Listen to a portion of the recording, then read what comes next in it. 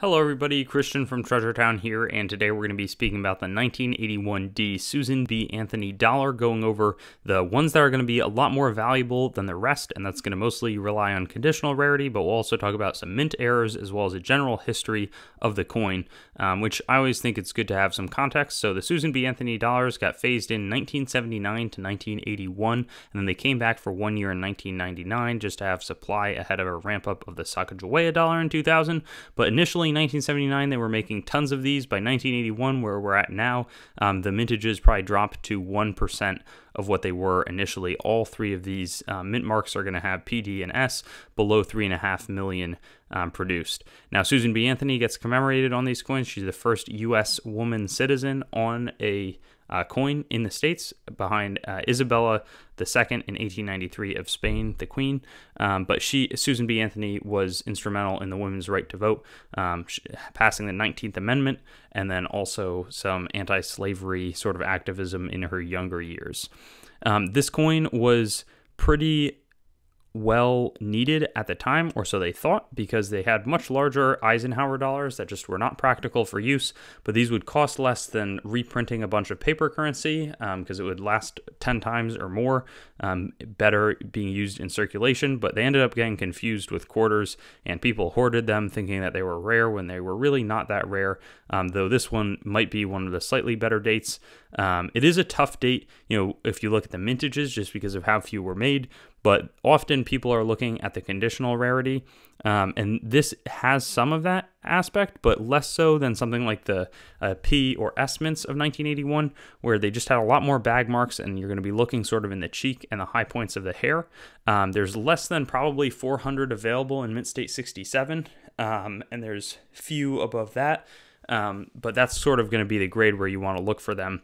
There's one at NGC that sold for about $3,000, but PCGS is going to be where you focus in to get these graded. There were 3.25 million made. Mint State 66, $40. 66 plus is $60. That 67 really does jump nicely up to $500. So it is still pretty rare, because the thing is with these, most dealers view them as all being worth $1 or maybe $1.50.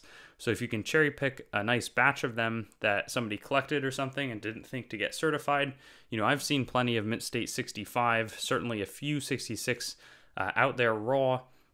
So it's not a huge stretch if you have a good eye to be picking off 67s and just high-grade Susan B. Anthony's. It's something worth doing and knowing about. At least you want to look closely again in that cheek, and then, really throughout her face, and then the fields. If there's not much wear at all, if there's no contact marks, that's the mark of a good coin, no pun intended.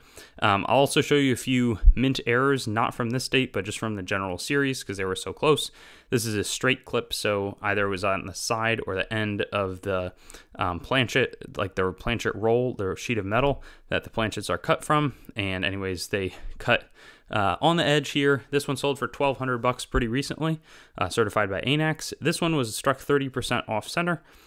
So just didn't get fed properly in to the striking chamber, and that one sold for $720. And then this one, there's 3 layers that get pressed together, 2 clad layers on either side of a copper core. This one has the front missing, $285. So that's a pretty good thing to be on the lookout for there as well.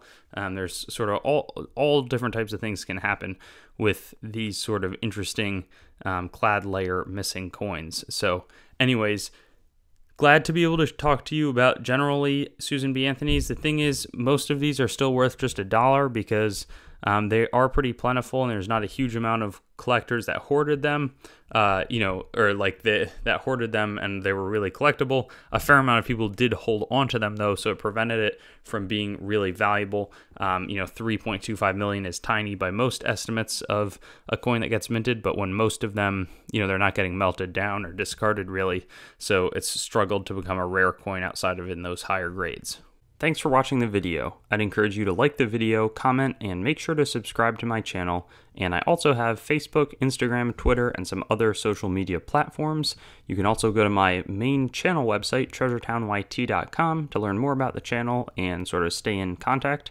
I also will eventually host all of these videos on coinsmetalscards.com, which will be both news, marketplace, and coin information. I do have the goal of eventually getting pretty much every US coin, date, mint mark, denomination on the channel with a similar video to the one that you just watched, and that will likely all be hosted there. And then I also have treasuretowncoins.com, which is sort of my coin dealing wing, coin dealing only entity that is a little bit less focused on content production. So thank you so much, and I'll look forward to seeing you on some of my other videos. I also have videos that are not just the date, mint mark, denomination recap in this format, so you can check some of those out, and I'll have fun seeing you there.